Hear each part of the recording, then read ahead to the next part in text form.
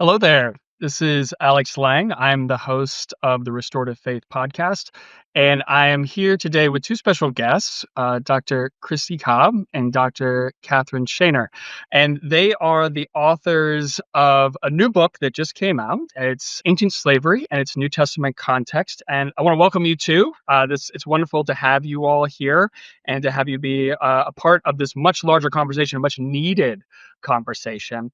And I was hoping that the two of you might just real quick give us a little bit of background about who you are, what your specialty is for each of you, and then I want to dive into this book. I want to talk about it because it's a fascinating book. Great. Thanks so much for having us. I'm Christy Cobb. I'm an associate professor at the University of Denver. I'm a New Testament scholar. I focus on slavery, as the book might indicate. And then I also have an interest in issues of gender and sexuality. And I'm Katherine Shaner. I'm an associate professor of New Testament at Wake Forest University at the School of Divinity. And I also write and research on slavery. But my angle within slavery is often material culture, as well as the ways that it affects theologies in our contemporary Christian worlds.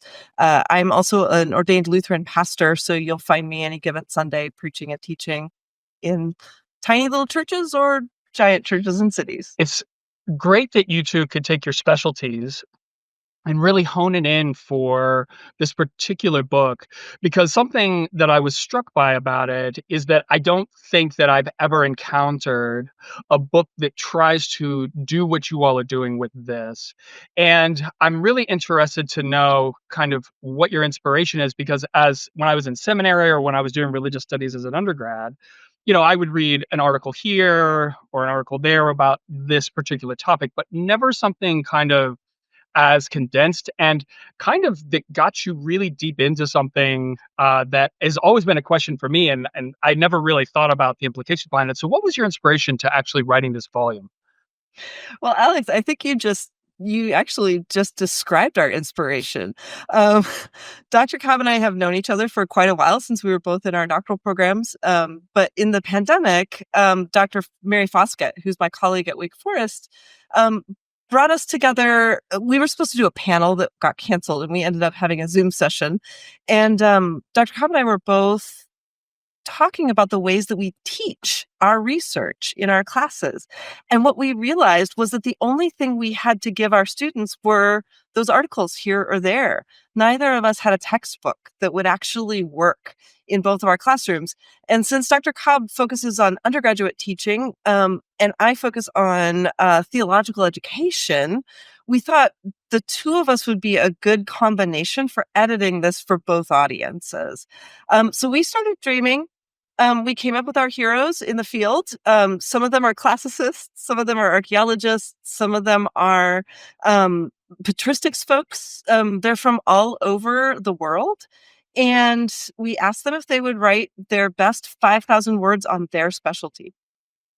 Mm. And then they let us edit it. They let us edit it so that we could have an accessible volume. I mean, most of us do edit our work, and most of us are good writers because we've been doing a lot of writing, but it's a different thing to write for an 18-year-old audience or a brand new theological education audience of folks who have no background whatsoever. So that's probably how the volume came together. And I'll let Dr. Cobb tell a little bit more about what's in the volume.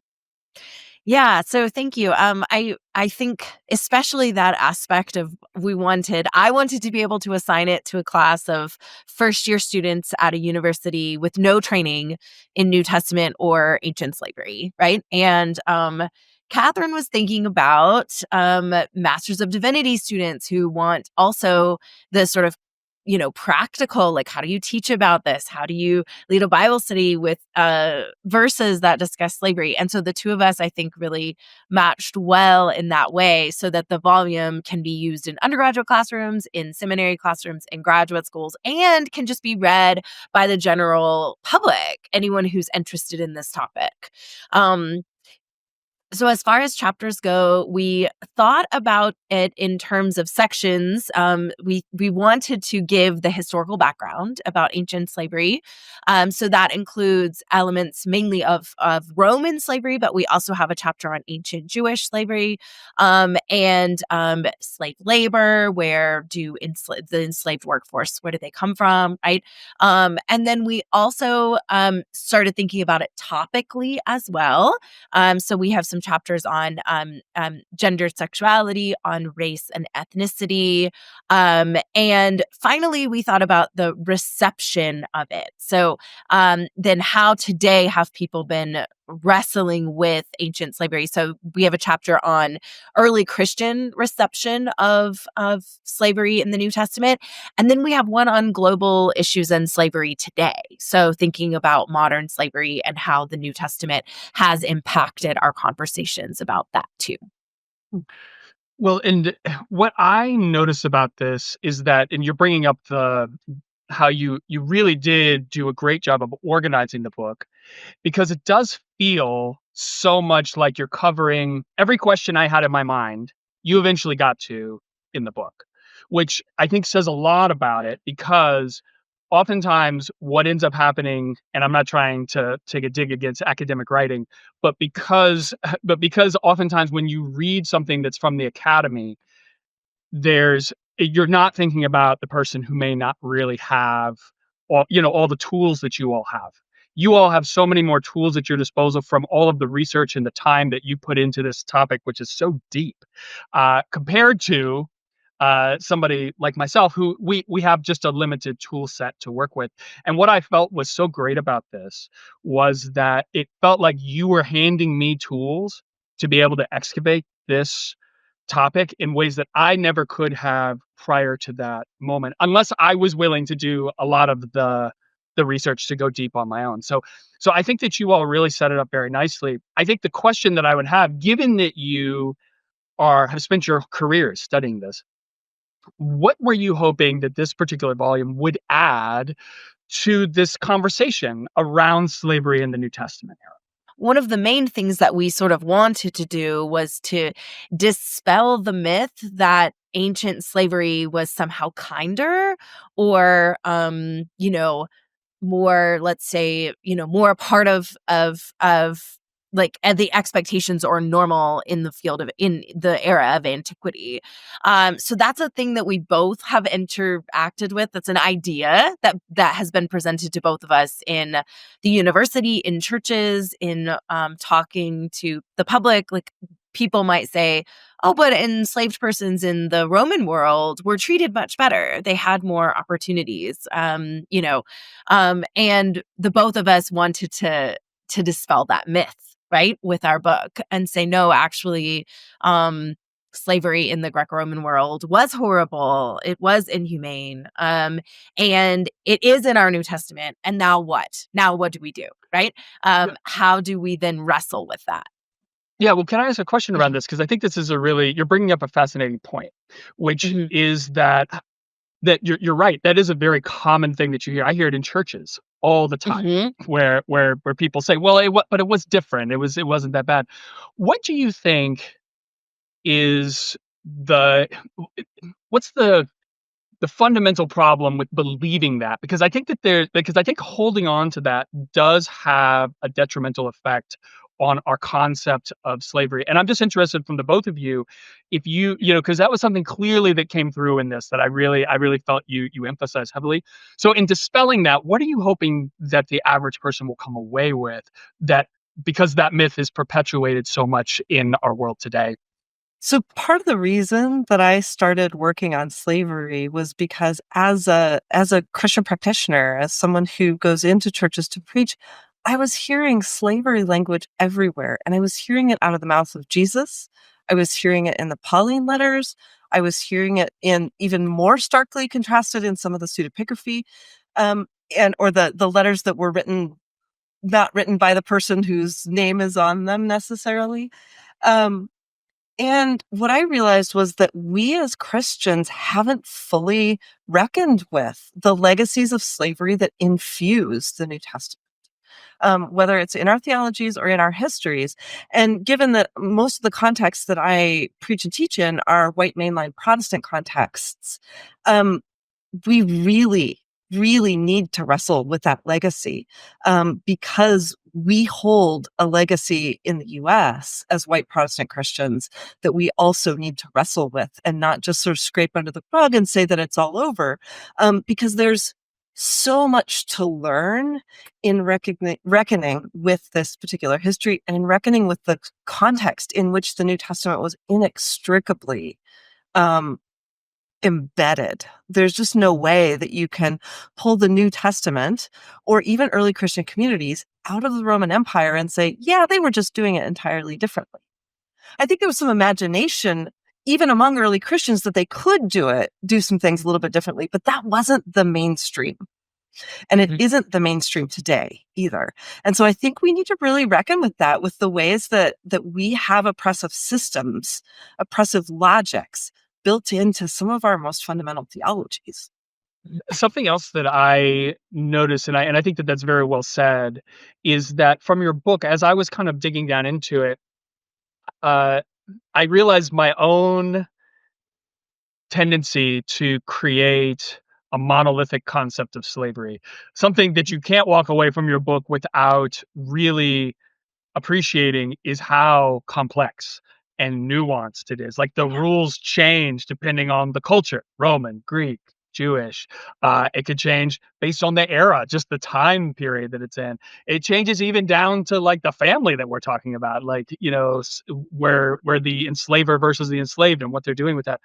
So, given that it's not monolithic, is there something, and I know this is gonna be a hard question to answer because this is what you all do for a living, but is there something that you learned from this project that caused you to rethink some of your previously held views around slavery from this era? Because it certainly caused it for me, but I'm wondering if it happened for you in the middle.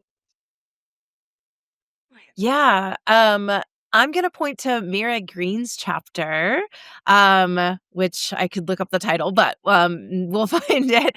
But it's basically on, material culture and, I think Roman law. Is that the other? That's it, Roman law and material culture, but I'm gonna focus on the material culture piece because, she did something really interesting, which is that she was studying, Roman kitchens and the ways in which an enslaved woman or an enslaved worker, their body would be affected by this labor every single day. And so thinking of just the height of the kitchens and where this might have stood, the heat, the lack of sort of space in a kitchen where so an enslaved woman might have been really hunched over every day cooking these large meals, and it might also have been an unsafe environment for her as she was cooking these meals. And so I don't know. I had not thought of it in that way.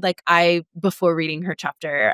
So I learned a lot from her and just thinking about the space where we can imagine enslaved persons. And to take that another step, I work often with imagining enslaved women, and I think we don't have very many enslaved women in our New Testament that are named the characters in the New Testament. But when I think now about enslaved women in our New Testament, they're everywhere. Every meal anyone eats, we should be imagining a team of enslaved workers preparing it, right? Bringing it to the table, clearing it up afterwards, staying up late to wash the dishes, so it really, really sort of like it brings your imagination to life with the ways that enslaved persons just fill the pages of our New Testament. Yeah, I have to say I love that chapter. That chapter blew me away because I was like, wow, she went and she like measured it. And also I love the fact that you all have the pictures in there that you do, because so often I feel like the descriptions just aren't quite enough. And so to be able to see some of those things and to understand that, it really put that into context. So I would completely agree with you. I thought that chapter really was remarkable. Dr. Shaner, how about you? I was to say, I want to make sure we give a shout out to Joseph Woltz and Mallory Chalice, who were our graduate student assistants. Mallory really helped with the editing process, and she wrote the glossary. And Joseph was a wizard at the pictures and the images, and found so many of those images for us. So I'm glad that they worked with the book. But you asked what I learned. I'm going to go to material culture as well, even though that is my specialty. But in Javal Coleman's chapter on Roman slavery, he talks about this grave inscription, and it's a gravestone. And on the front of it, there's a picture of a young girl, and the inscription is to Julia Procula, who's a child who has died. And it's dedicated, this monument is dedicated by her parents, Marcus Ephrosinus. And then her mother's name is scratched out on the front. And we don't know what the deal is until you go around to the back of the monument and you see another inscription on the back of the monument. And on the back of the monument, it's a curse to a woman named Acte. So we think that it is Euphrosines cursing Acte, Julia Procula's mom, because Acte was Ephrosinus's wife, but she was also his freed person.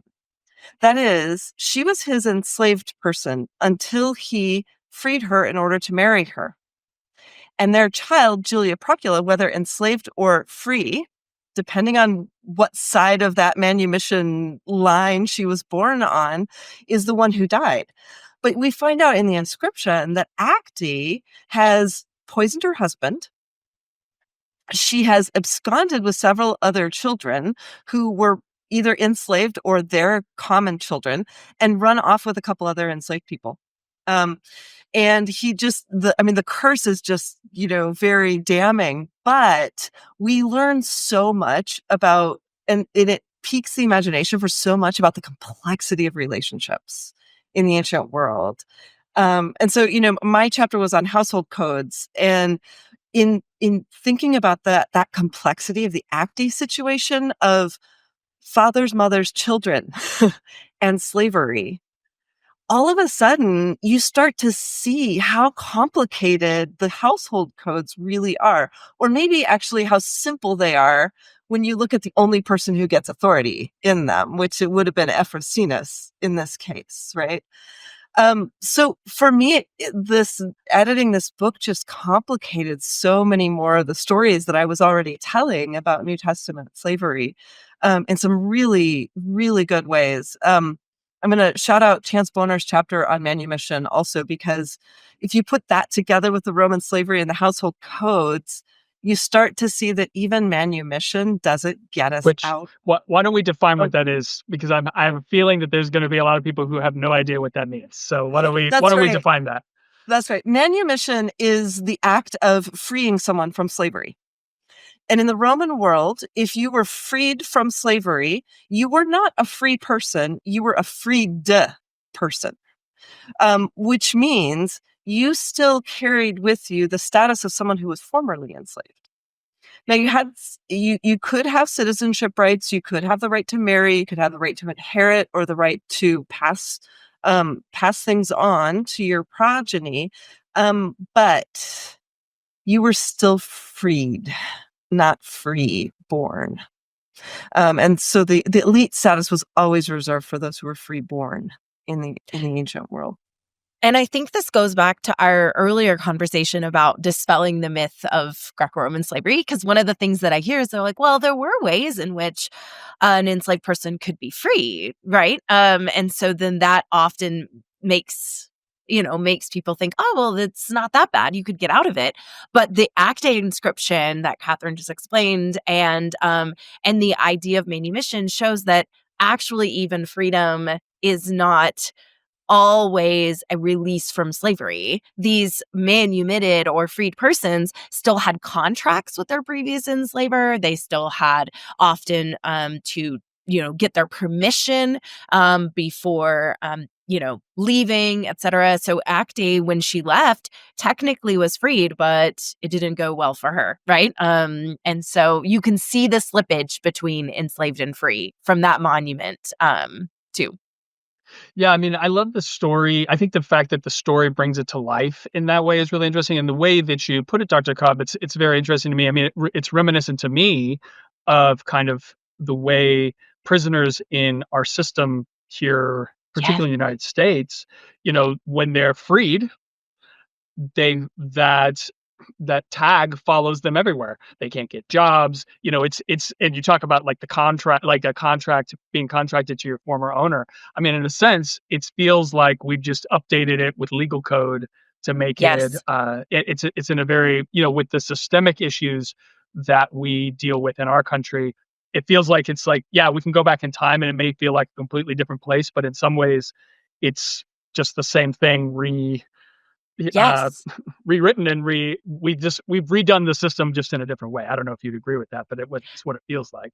Oh, absolutely. And I mean, I think that shows the sort of repercussions why it's important to study ancient slavery, because these ideas and ideologies keep getting repeated throughout history, not just in the American South, but as you pointed out today with incarceration, right? Right. And this is where Yvonne Zimmerman's chapter really helps us to think through sort of global structures of slavery, and the ways that, I think a lot of times in church context, when we talk about modern slavery, sometimes we think of prisons as one context. And, it's actually, 13th Amendment, it's actually is a legal form of slavery in the United States. And so we don't talk about it that way very often, but I think it's helpful to talk about it that way. But there's also other ways in which systems of slavery exist in the global world. And most of the time when we talk about it in churches, we talk about it in terms of sex trafficking. And what Yvonne Zimmerman asks us to do is to say, hey, wait a minute, let's slow down and see where our motivations are for trying to understand slavery. And if it's about a kind of sexual purity culture, we need to back off from that, because there's so many other ways that labor exploitation generally is part of our system. And so she does this thing called slow down ethics, where she just asks us to look very systematically at the ways that slavery can be slowly rolled into a system by taking away IDs, by not paying enough, by making one dependent on one's employer, by one's employer not allowing you to leave the employer's property. Those kinds of things happen all the time here in the US as well as around the world. Yeah, well, I mean, you're bringing up something that I think was a question I was going to get to later, but we're talking about it now, so I'll deal with it now, which is that, and I'm sure you all are more than well aware of this, that there's more slavery today than there has been at any point in human history. It's not institutionalized in the way that it was at the time, back in the day, but you're talking about things like supply chain, which is kind of like one of the biggest realms of slavery right now. I drive an electric car, and the lithium and coltan in those batteries are almost it would be like, it's almost 100% derived from some type of slave labor, just because the amount that you need to be able to have these batteries to do what we're doing to be climate friendly is you can't get it without going into these regions that are in conflict. And of course, because they're in conflict, now we're not dealing with normal labor practices. So I am interested to know, because we've touched on the idea a little bit, because I think that something that you all bring up in the book, and that we brought up in this conversation, is that I think that we tend to divide slavery into different eras. We say, well, that was slavery back then, and it's very different today, and we're just not in the same place. We're more evolved as humans. We have a better sense of who we are. So, in your opinion, and you touched on this, Dr. Cobb, just the idea of when we look back and we study this, what's the benefit to us in understanding the problem today? Why study something like this when it can feel so out of water compared to what we're used to today? What's the benefit to us, trying to solve the problem of slavery in our world today, where the institution has been somewhat dismantled, but yet it still operates in the background in a huge way? If you want a sobering journey, go to slaveryfootprint.org. And there's a calculator on there. It's from about 10 years ago, so it doesn't include things like electric cars. But you put in all of your possessions and the way you live and your lifestyle and all of those kinds of things, and it tells you exactly how many slaves you have working for you to uphold your lifestyle.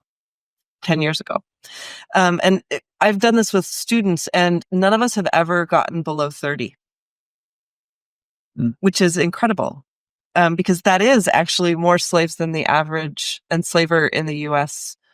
Held in the antebellum South. So that is quite sobering. But I think the reason that I bring that out is because I think there are logics embedded in our theologies and embedded in our sense of relationship and social structures that are tied to slavery that we don't really unpack. And that's the benefit of studying this. I don't think we're any better than they were back then. I don't think we're more enlightened than they were back then. There might be some things that we're better at than they were, but there's some things they were better at than we were. If you're thinking about sort of, this utopian vision. And I mean, given that I'm a Lutheran, I'm never going to go utopian on you anyway. But all of that is to say, I think unraveling some of the logic, trying to think of a good example of unraveling that logic. So, I mean, one of them just is this idea of being slaves to God or being servants to God. Emerson Powery's chapter really talks about the problems with translation when we start to translate Greek word doulos, which means slave. When we start to translate it servant, we lose something in that translation. Now, we lose harshness in our modern ears. But when we start to add it back in, all of a sudden what we start to realize is that when we talk about servant leadership, we're talking about enslaved leadership. When we talk about, serving our neighbors, we're talking about enslavement rhetorics. And while none of us, I'm not thinking of myself as an enslaved person. When I think of myself as a servant, it still gives the impression within the ways we talk about leadership, within the ways we talk about love for another. It still gives the impression of the same power dynamics that are at work in slavery systems. I totally agree. And then I'll just add to that. I think, Alex, in looking at your website and your project of sort of looking at the ways that Christianity has been harmful and then sort of reframing, right, Christianity in new lights. I mean, that's one of the things I think that's so important about sort of unveiling the realities of ancient slavery, is that it's there, it's in our texts, and so many times people don't actually deal with it. So then when people are reading the text for themselves, they're like, wait, hold on, I didn't realize this language was here, this idea, I didn't realize there were like enslavers in the New Testament who were enslaving other people, and that this isn't rejected by the text. Right. So it's there. We have to wrestle with it. And then, as Katherine is pointing out, the ideologies perpetuate into a variety of places in our contemporary context, too. So let's come into the contemporary context. When I was a pastor, preaching all the time, I would preach sermons, and I would use parables where slaves were referred to.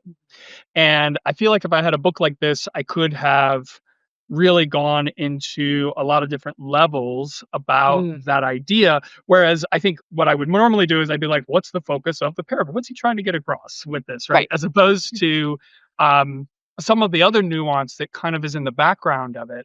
And so I wonder if you were to talk to a group of pastors about your book, you're asking them about how they preach, what they do, and you're trying to convince them why this should be an essential part of their collection. Why should they include this? Why should they take the time to invest in this resource? What would you say to them to try to get those pastors to take on reading your work? I think I would say that, the parables are a great example, but it's also that slavery is everywhere. It's in every book of the New Testament. So if you're going to preach or teach, you are going to encounter it, right? And so you're going to be a better teacher or preacher, and even just reader of the New Testament if you understand the intricacies and the layers and the complexities of ancient slavery, because you'll be able to understand more about the passage because of that historical context. And then, interpreting it will also, you will add, it will add to your interpretation all of that knowledge. What about you, Catherine? Yeah, What'd I you was gonna say? say, and I would add, as someone who's preached in the pulpit on some of these texts, on Jesus in Luke 17, 7-10, he assumes the voice of an enslaver in order to instruct his disciples in how they should operate in their work. That is, as worthless slaves. And it's a heartbreaking parable saying of Jesus to hear, and then it comes up in the lectionary, and you got to preach on it. So, part of what I do in the pulpit is to simply ask the questions. Because I think one of the things that pastors and preachers often do is forget that the folks in our pews are thinking people too. And our job isn't to tell them what to think. Our job is to help them wrestle.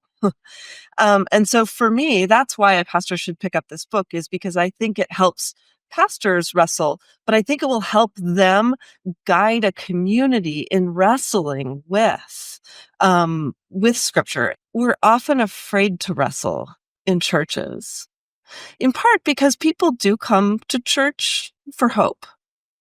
They come to church to find hope.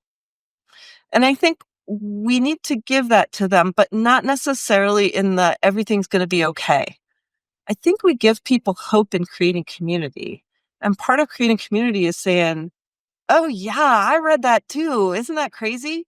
Or, Pastor, I've always had that question. I'm so glad you said it from the pulpit. Can we talk about it more? And for me, when I was a pastor at a church, that was the most delightful response I could ever get from a sermon, was somebody who was curious and wanted to know more. And I know people are hungry to know more. Um, I I also remember I had a preaching professor who told me, look, the people in your pews have read their Bibles and they have seen things you have not seen because they have not been in seminary. He had this sort of idea that seminaries kind of shifts your focus in the text in ways that people in the pews see differently. And I argued with him about it. But I ultimately have to relent. There are people in my pews who know the Bible better than I do and who've thought about it way differently than I have. And having some of this kind of knowledge helps me to have conversation with them in a different kind of way. It's Monday, Thursday, and we are about to go into tonight is, of course, the celebration of, the Last Supper. And I have to ask the question, because you all have brought it up, would there have been enslaved people working and helping at the Last Supper? Would that have been you never see that in any of the paintings or anything like that. You don't really think about that, but I'm interested to know, like, explain to me what would have been happening. Like, give me a I new context for that. I absolutely think that there would have been. I think we can't imagine a thing like the Passover meal without imagining, in antiquity, without imagining a group of enslaved people who would have assisted in the preparation with that meal. I also like to imagine enslaved women, especially, but maybe also enslaved men coming in the room, sort of at refilling glasses, taking away plates, refilling baskets of bread, these kind of things, and listening. They can hear, right? And they're observing, so they're watching, they're listening, and then they go back to their own room and they're whispering about it. Oh, it really helps. You can rethink the whole of, this moment, the Last Supper, if you're thinking about it through the lens of this enslaved woman who is really invisible in the text. She's not there, right? But if we imagine her there, what might she have seen? What might she have heard? What did she think about it, right? In that moment. Right. And those whisper networks are exactly sort of the whisper networks that get the story out eventually, ultimately, right? Um, Yes. So, I mean, I wouldn't make the argument that enslaved people were the first evangelists, but I would make the argument that that's partly how the story of the Last Supper comes out. I mean, the folks who were there, of course, probably told that story too. But there's probably enslaved folks who are continuing to tell the story. And given how dependent we are on oral tradition, for these earliest histories and these earliest stories, I think we have to reckon with the fact that it's probably enslaved people who are first telling some of these stories.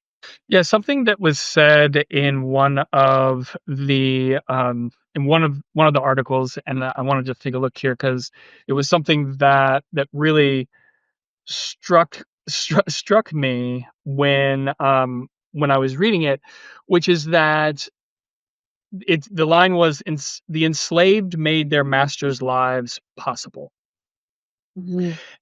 and it was kind of this idea that their realities were not. There is no disconnection between the slaved and the enslaved. Like, one of the things that I think really comes through in your book, which is why I ultimately asked the question about the Passover meal, the Last Supper, is that what kind of the vision that kept coming to mind is, like, actually it's this connective tissue, and slavery was almost like the connective tissue Mhm. that um, that was an inextricable aspect of the economy, so to speak. And it gave people their power to live the way that they wanted to do the things they wanted to do. Why do you think, and this is maybe a little bit beyond probably what you like to talk about because you're historians and trying to understand this, but I am interested to know the human component of why is this something that we can't seem to get away from, that it really is something that perpetuates, and we get rid of it in one place and it just pops up in another, and so it's still a part of the tissue of our society, whether you're talking about it in first century AD, whether you're talking about it in the antebellum South, or whether you're talking about it today. And I'm interested in your perspective on that, having studied it for your whole lives. Why do you think this is something that we just can't stop? I can go back to Aristotle. I can go all the way back to Aristotle if you'd like. No, I mean, and I, I'm actually not kidding entirely. When we go back to Aristotle's Politics and we start to look at the way that wants to structure society for the sake of democracy, Athenian society needs democracy, right? So you've got this ecclesia where people are making speeches and arguing about how they're going to be governed as a collective. Well, what makes it possible for the free property men of Athens to come together, to deliberate, to do philosophy, to speak with each other, to argue all day about how many cows are allowed on the common from each household?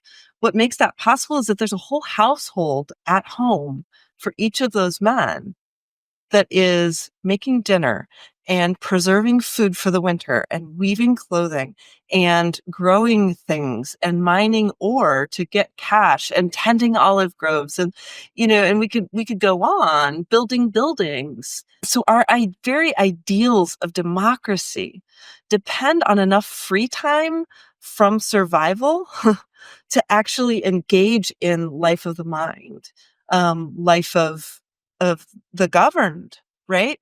And I mean, it's it's heartbreaking for me to realize this, but what Aristotle was doing was um, consolidating power in certain kinds of ways. And I think that's what we keep coming back to over and over again. Because even in Aristotle's day, he says at some point in the first book of his Politics, he says, hey, look, there's some people who think that this whole slavery thing should be totally abolished.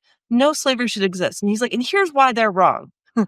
Well, what he's inadvertently telling us is that there's an abolition movement in his time in Athens. And we see those movements pop up from time to time in world history. I mean, we've seen one in the US. We're seeing it pop up, abolition of for the criminal system here in the US. That piece is coming up right now. But we see it pop up in Revelation 18:13, right? Where the empire is being destroyed and the merchants of the earth are weeping, and they're weeping for their cargo that's being thrown into the sea, and their cargo includes human souls. So, it's like as if that were as it is, that is an abomination, right? To have human souls as cargo. Um, so I think part of um, the reason that this cycle keeps coming up is because power is always easier to consolidate than it is to spread out. And I think that around that, Aristotle said some people are naturally suited to enslavement. So you're always, your point about consolidation of power is then utilized in a sense. You come up with a philosophy to justify that that that consolidation.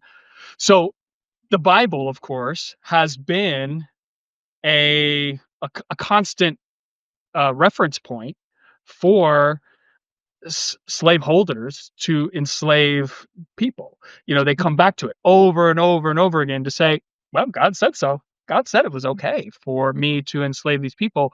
So how do we get away from that? How do we get away from this? Because I assume that's part of why you wrote this book, is that you want, I assume you're hoping that that stops, that we're not pointing to the Bible as a means of justifying our actions. Whether, Aristotle did it through his philosophy, people in the antebellum South, I mean, pastors would do it with the Bible all the time. So, what is your vision for how we're using the Bible to stop the enslavement of people? One thing that I'll turn to is the chapter by Midori Hartman, which is the Ethics of Interpretation chapter. And so this is a way to look into the New Testament and to read it ethically, even though there is enslavement. So again, this doesn't necessarily stop it, but it does give us a strategy in which we can use to read it if we want to be ethical readers who are valuing the lives of enslaved persons. And so one of the strategies that she points out is to center enslaved characters in your reading. So, for example, Paul's letter to Philemon, which is really about the life of Onesimus, who is an enslaved man, but we never hear Onesimus's voice in that letter, right? We hear only Paul's voice, and who is writing to Philemon, who is likely Onesimus's enslaver. And so that's all that we're hearing. And Midori Hartman asks us to, what might Onesimus have thought, right? What might, if we center Onesimus's experience, what do we get out of that, reading that letter differently in that moment? And so I think that that's one strategy that you can take from this. Katherine, do you have another idea about? Yeah. Right. Yeah. I mean, I would offer a couple more strategies to that. One, I mean, I've already mentioned there are bits and pieces in our New Testament that do offer guidance for liberation.